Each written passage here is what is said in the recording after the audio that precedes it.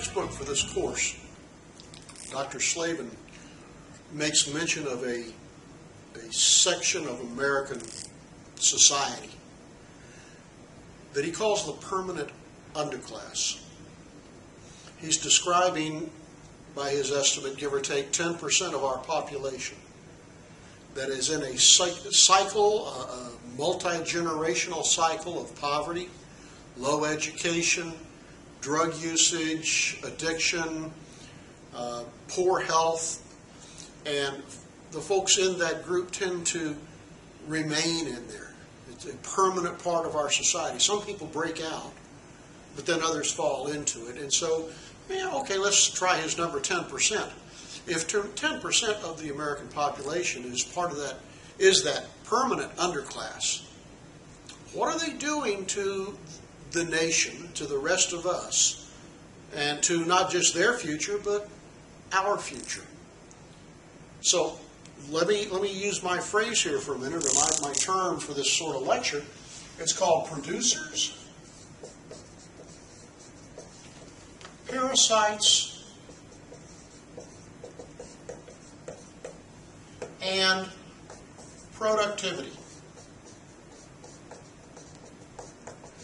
I mean, if we were going to talk about why are you studying macroeconomics, or why should you take a course in macroeconomics, I think this is a pretty good place to start. Economics is all about what? What are you going to do with what you got? Macroeconomics is on a macro level, a societal level. Well, if you look at any citizen in our society, any society, over the span of their life, yes, when they're young, they are dependent.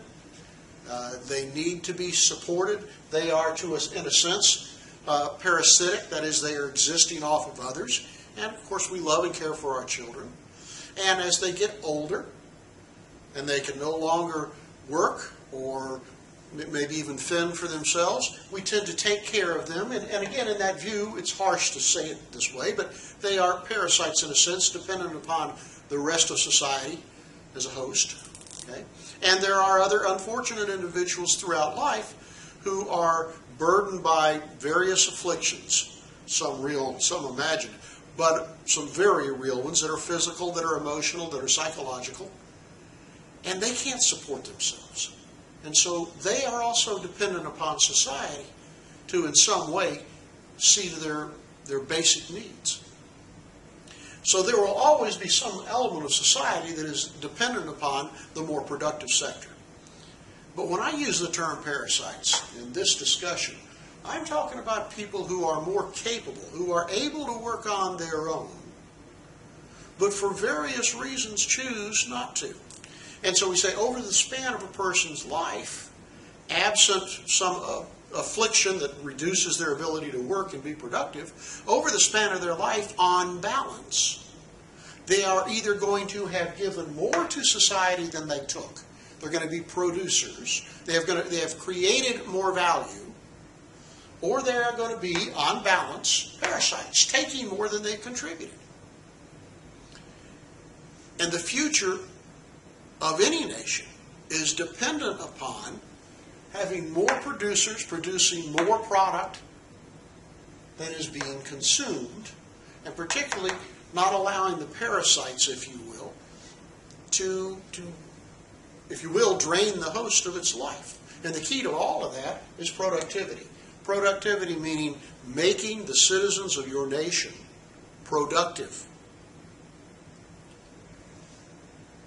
That's what, to me, a lot of macroeconomics is about, in the broad sense. And microeconomics gets you into the details of how do you make people more productive, and how do you provide them with incentives or disincentives to make them become less dependent upon society. So I just want to talk about this in general terms for a minute. The word that comes up in the discussion in the United States, of course, is welfare. And a lot of folks are very opposed to welfare because to them welfare is composed of people taking government money and doing nothing in return, and in fact becoming dependent as a lifestyle on that government money. And we know that occurs.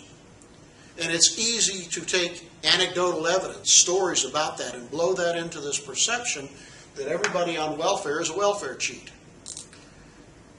That's called ignorance. That's called not seeing the full picture. That's called, living to your biases without recognizing the facts. The fact is we have an awful lot of people in this country who are needful, legitimately so, and most folks want to help them out.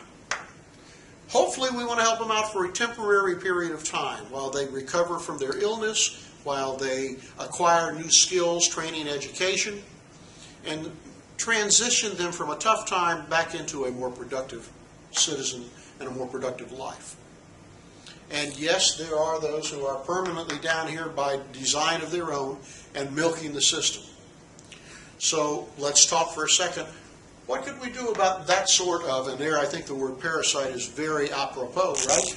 What can we do about the parasites who think they have a right to live off the efforts of the rest of us? Okay? And again, economics is about incentives. We have to structure incentives to get people to behave one way or not behave another, disincentives. And so some folks would say, for example, well, let's don't give them welfare. Lovely idea, couple of problems. If you're not going to provide them with welfare, how are you going to determine who they are? How are you going to determine who is deserving and who is not? And the solution or the answer to that question means you're going to have to pay somebody to make that determination. And so the cost of administering this sort of program where you're weeding out the parasites, that cost is not insignificant. And then, of course, whoever's making that decision, you get it, you don't, do you trust them? Or are they subject to corruption? And so you get into these issues. The other question is, if these folks aren't getting welfare, how are they living? And yes, some will go into honest, legitimate work. Others will turn to crime. I know what your answer is to the crime. Put them in jail. Well, just a second, Moose Breath. What's it going to cost to put them in jail? How are you going to deal with them? How much does it cost to put a person in jail in the United States for a year? And now multiply that by the largest prison population in the world as a percentage of our population. That's what we have in the United States. So, when you say, well, kick them off welfare, great idea at first blush, think through it. What are the costs of doing that? And I'm not advocating keeping them on welfare. Don't misunderstand me. But I'm saying that if you want to quit this, recognize what the costs are. And so the better answer is not kick them off welfare. It's move them from being parasites to producers. Give them the incentives and disincentives that say, get a skill, get a job, go to work. And if you make that possible, the more parasites you turn into producers, the richer your country is, the less dependence there is on the efforts of everyone else. Okay? Now, in order to move somebody from a parasite to a producer in that sense, you've got to do a couple of things. Let me ask you this question. Do you believe that everyone in the United States, and of course I'll use my country as the example, does everyone in America have an equal opportunity to succeed? Think about that. Equal opportunity for everybody. And if you believe that is true, I think you're out of touch. I don't think you understand the circumstances some people come from. Broken families, abuse, lousy education systems, discrimination. I think some folks start off a lot further behind than others, and that doesn't give them an equal chance getting up at the top. Okay? So, one of the things you've got to do for folks that are typically caught up down here is you've got to provide them not just with the opportunity to excel, to do well, to go to a great school, etc., but you've got to provide the mindset for them or help them move to that mindset that says, I believe this is possible. I see role models who have done this. I believe in myself. If you can do that, then you can get the motivation needed for this person to work hard at doing it, at excelling, at breaking out of that mold. Okay? That's a hell of a lot cheaper, by the way, than either continuing the welfare giveaways or trying to put everybody in jail. Okay? That's kind of the central point of this whole discussion. Moving parasites to producers intelligently is a hell of a lot cheaper than just punishing people and punishing people and punishing people. Or just giving them and giving them and giving them. That's not going to work either. A couple of other topics in here. One is the term discretionary. Let me make a little more room for that. That's hard to see.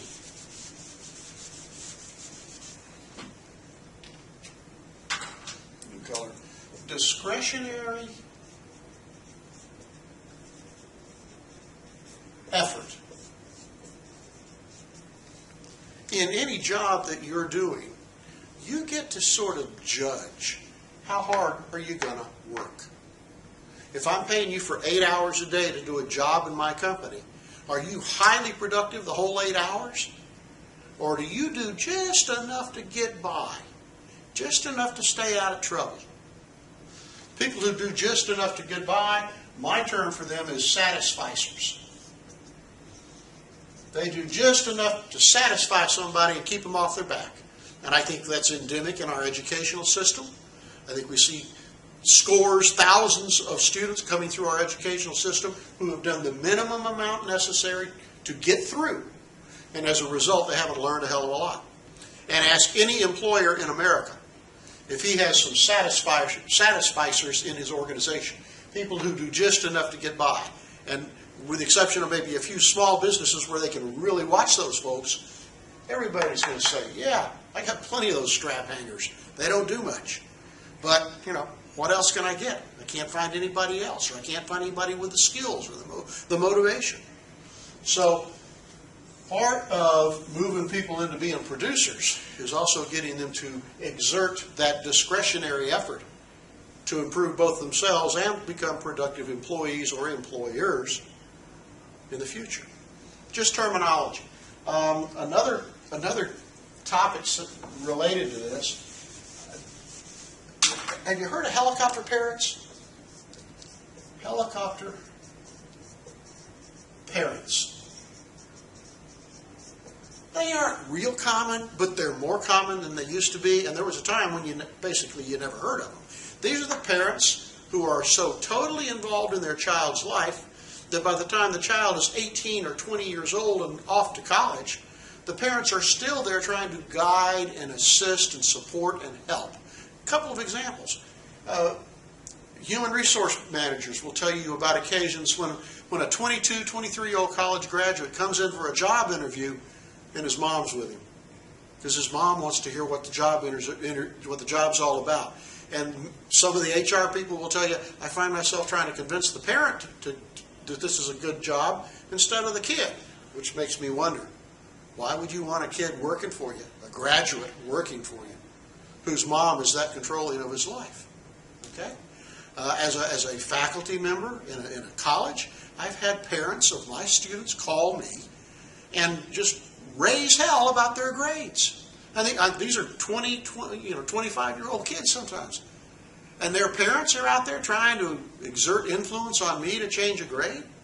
What does that tell you about that student? I'll tell you what it tells me. It scares the hell out of me. My fear years ago when my children were young was that my son or my daughter might wind up dating and marrying somebody like that who can't take care of himself. So what's the effect of our society? What effect is that having on the productivity of our citizens and our students if we've got parents out there trying to do everything, make every decision for their children? Just a side topic, something to think about and discuss. I think funny, but sad also. And hopefully you don't have helicopter parents. Right?